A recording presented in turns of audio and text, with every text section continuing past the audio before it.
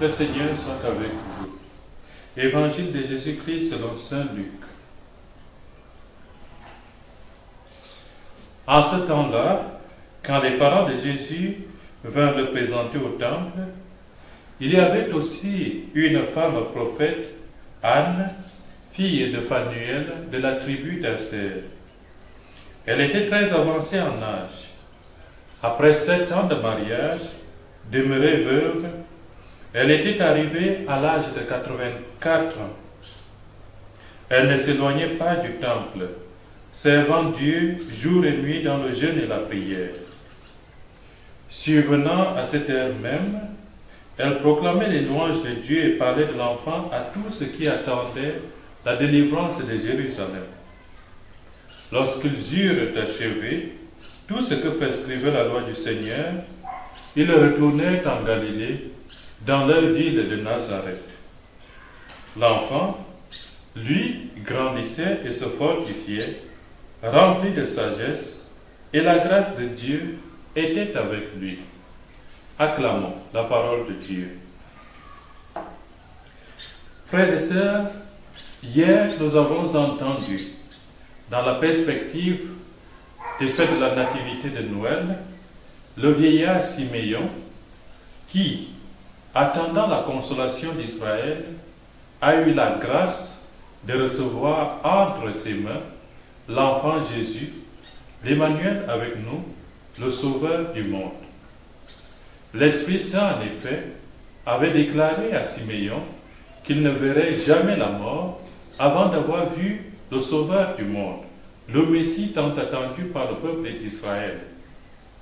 Et lorsque Siméon, qui était un homme juste devant Dieu et rempli d'Esprit Saint, arrive au temple, il a la grâce de recevoir ce Sauveur du monde et de faire la prophétie que c'est dans ce Sauveur du monde que beaucoup de choses se révéleront dans les cœurs.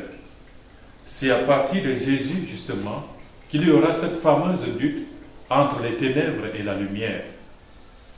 Aujourd'hui, toujours dans le temple, c'est Anne, une femme avancée en âge, 84 ans, qui va proclamer les louanges de Dieu parce qu'elle aussi, elle a la grâce de voir celui-là même qui est la délivrance de Jérusalem. Frères et sœurs, depuis hier donc, notre Seigneur est non seulement la consolation d'Israël, il est aussi la délivrance de Jérusalem.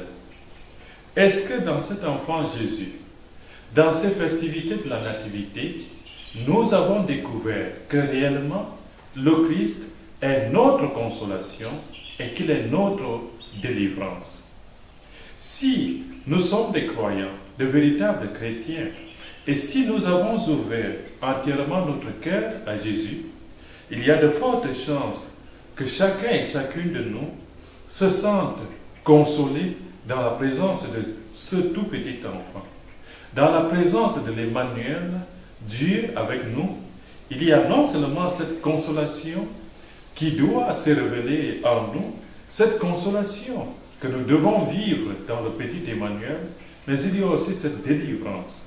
Parce que l'Emmanuel, le Dieu avec nous, la lumière divine qui vient au milieu de nous, vient éloigner de nous toutes ces ténèbres, tous ces péchés qui nous tiennent encore captifs des fers. Il faut donc reconnaître en Jésus la délivrance, notre propre délivrance. Mais est-ce que nous sommes réellement convaincus que c'est le Messie de Dieu qui est notre délivrance? Et comment ce Messie nous délivre-t-il? Ce Messie nous délivre dans cette joie et cette paix qu'il nous apporte. Ce Messie nous délivre. Pour autant qu'on le veuille, ce Messie aussi est pour nous une délivrance. Il nous délivre des ténèbres du péché qui nous conduit chaque jour à la mort. Ce Messie, frères et sœurs, nous délivre de l'égoïsme, de l'orgueil et de tout ce qui peut se jouer à l'intérieur de nous, de tout ce qui se joue de mauvais en nous, de toute la lutte que le mal mène en nous. L'enfant Jésus nous délivre de tout cela. Sommes-nous conscients de cela? Croyons-nous en cela, frères et sœurs? Le Messie de Dieu est aussi notre consolation. Il faudrait qu'on apprenne petit à petit à voir en Jésus-Christ, petit enfant, la consolation de nos cœurs. Car, en réalité, c'est dans le Christ que nous avons réellement la consolation. Si nous cherchons ces consolations ailleurs, nous ne les trouverons pas. La véritable consolation chrétienne vient du Christ. La véritable consolation chrétienne vient de notre amour pour le Seigneur. La véritable consolation du chrétien vient de notre foi, de notre espérance et de notre charité. Et cette charité, cette espérance et cette foi se reposent et ont des bases solides dans le Christ Jésus. Sans le Christ, frères et sœurs, nous ne pouvons rien faire. Alors que nous approchons encore et que nous fêtons encore ces festivités de la Nativité, il nous faut, frères et sœurs, si nous ne l'avons pas encore fait, demander au Christ d'être notre consolation. Demander au Christ d'être notre véritable délivrance. Ne pas chercher cette délivrance ailleurs, car notre délivrance, frères et sœurs, délivrance du péché, délivrance de la maladie, délivrance des soucis de la vie, toutes ces formes de délivrance dont nous avons besoin, ces délivrances se trouvent dans le Christ Jésus. Faisons confiance en Jésus. Allons à lui avec un cœur ouvert. Ouvrons-lui nos cœurs et lui va s'occuper du reste. Le Seigneur est venu pour nous sauver. Oui, il est véritablement notre consolation. Il est véritablement notre délivrance. Ayons confiance en Jésus. Remettons tout entre ses mains et lui nous délivrera. Amen.